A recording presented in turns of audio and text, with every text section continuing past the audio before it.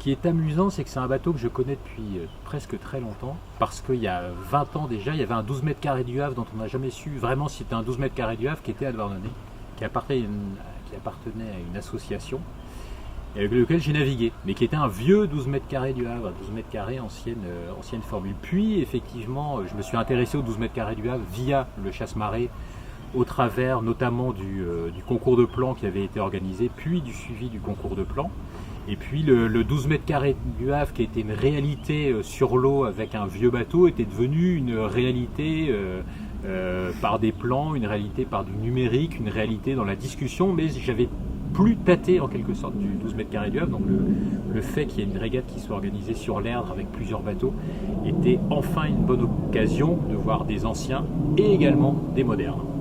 Alors j'ai trouvé qu'il y avait, alors effectivement il y avait des anciens et des modernes, mais j'aurais presque tendance à dire qu'il y avait des anciens, des modernes, un peu dans l'esprit des anciens, et un moderne qui se distingue des autres, en l'occurrence Alcedo, le dernier né de la série. Et effectivement, ce que je vois dans les anciens, donc on a des formes plutôt classiques avec des francs-bords assez bas, des gréements qui sont assez similaires, et finalement des bateaux qui marchent bien, puisqu'on a vu quand même à 2 ou 3 reprises que les modernes n'étaient pas forcément devant et que les anciens pouvaient très bien se classer. Par contre, la révélation pour moi, et je pense que c'est peut-être aussi l'avenir de la série, c'est de tendre justement vers des bateaux assez typés comme l'est Alcedo, avec un franc-bord assez important, avec un gréement qui est aussi assez différent, un bateau qu'on aimerait bien voir en mer, parce que là on est sur un plan d'eau abritée qui donnait probablement davantage qui donnait quelques avantages à certains bateaux. Moi Alcedo par contre, quand je vois à quoi il ressemble, j'aimerais bien aujourd'hui essayer ce bateau en mer, et je pense que pour la série des 12 mètres carrés du Havre, il y a beaucoup à gagner à aller sur ce type de bateau qui vraiment franchissent une marche. Par rapport à ce que j'ai vu sur l'eau et puis les discussions que j'entends aussi autour de moi, je pense que déjà le fait d'associer des régatiers à ces bateaux serait un véritable gain, parce que les régatiers ils amèneraient quelque part des astuces de réglage, d'ergonomie de cockpit, de manœuvre, etc. Donc je pense que là le bateau aurait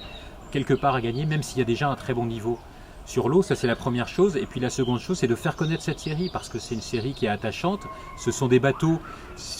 petits bateaux lourds quelque part, et en même temps ils ont un côté dériveur. Quand je vois Alcedo, qui est le seul sur lequel j'ai navigué aujourd'hui, il a tout d'un bateau lourd et en même temps il réagit à la barre comme un dériveur, pour peu qu'on règle les voiles à mesure qu'on change les angles de barre. Donc c'est très intéressant, et probablement que c'est un bateau à faire redécouvrir à beaucoup de monde. Et là il y a une jolie flottille, c'est l'opportunité d'emmener du monde, et pour preuve c'est qu'il y a des gens aujourd'hui qui étaient là, qui ont découvert le bateau et qui étaient absolument satisfaits de cette découverte. Parce qu'on se rend compte aujourd'hui quand même que la construction amateur a le vent en poupe depuis quelques années sur des petits bateaux, mais plus probablement des bateaux voile aviron aussi, parce que c'est un univers qui est connu des plaisanciers. Et là peut-être que le 12 mètres carrés du Havre fait un peu peur. Derrière le côté jauge à restriction, régate, il y a cette image, on se dit bon, c'est un bateau qui est très typé et dont j'aurais pas forcément un usage varié hormis la régate, ce qui n'est pas vrai, parce qu'on peut se faire aussi plaisir, encore faut-il, en dehors des régates, encore faut-il le savoir. Donc je pense que le fait qu'il y ait des constructions amateurs, c'est pas forcément un problème si on arrive à avoir des plans qui sont adaptés à la construction amateur. Et aujourd'hui, on sait, par exemple, avec le contreplaqué, où on arrive à faire du contreplaqué,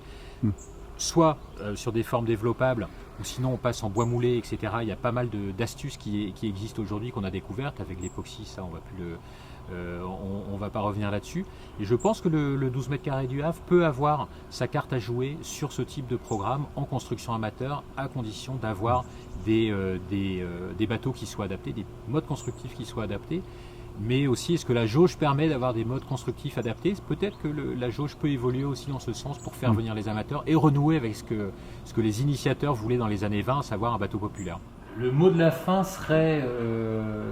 que je ne savais pas à quoi m'attendre, et j'avais peut-être une image un peu désuète de la série, avec aussi, je ne sais pas pourquoi, une idée d'une certaine moyenne d'âge plutôt élevée dans la série, ce qui n'est pas le cas, parce qu'il y a tous les âges qui sont présents. Et que finalement je me suis retrouvé à prendre énormément de plaisir sur ces bateaux, parce qu'on peut les régler, parce qu'on peut jouer, parce qu'ils vont à des vitesses équivalentes, parce qu'il y a un bon niveau de régate, et il y a aussi une excellente ambiance Donc on n'est pas, c'est pas une régate de clocher, mais en même temps on n'a pas l'ambiance d'une régate trop sérieuse. Et ça c'est important, ça compte aussi. Donc au final c'est vrai que si on fait découvrir, si on fait partager ce type d'expérience à des amateurs intéressés par ce type de bateau, je pense que le 12 mètres carrés a sa carte à jouer dans le paysage nautique.